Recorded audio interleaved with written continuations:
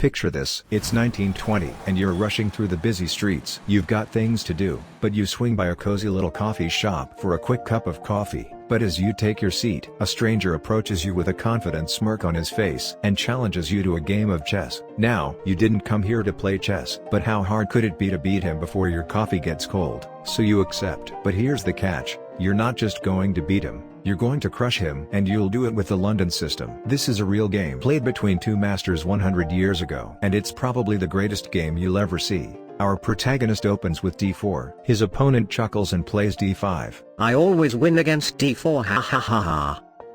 Our protagonist reaches his hand out to play pawn e3, but remembers he doesn't have time to mess around, so he plays the London system instead. What is this? His opponent seems to be surprised by this and proceeds to play a useless move. They both sit in silence and continue developing their pieces, but all of a sudden, it felt as if the silence had swallowed the room itself. Our protagonist reached for his coffee, only to find it had gone cold. He glanced at his opponent, whose expression had shifted completely. In that moment, he knew, this wasn't just a game anymore. He had to win, or something far worse was waiting. He finishes his development and castles the king. You can't go wrong with any move right now, so he strikes the center right away. Black can't take because that ruins his pawn chain. He strikes back instead. White can't take either pawn because that would just help black with development, so he strikes again. After a few normal moves, black finally develops his queen and connects his rooks. White uses this opportunity to trade bishops. Black plays b6 to prevent his pawn from being captured and also to stop the c-pawn from creating an outpost for the knight in the future.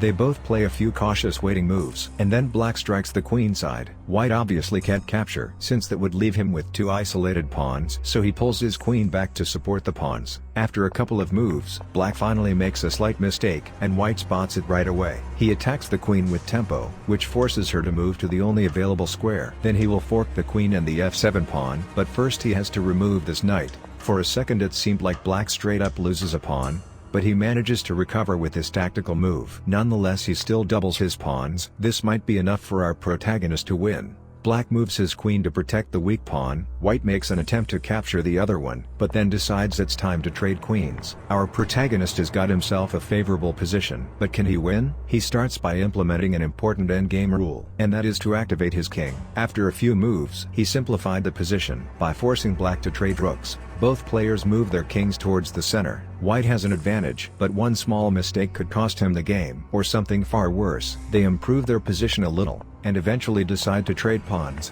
Black goes after white's kingside, as white pushes his pawn. White is just 2 squares from queening, but black stops him. White picks up a free pawn with his knight. Right now black's only hope is to create a passed pawn, and that's exactly what he does. They exchange knights, and now it's just a matter of who gets a queen first.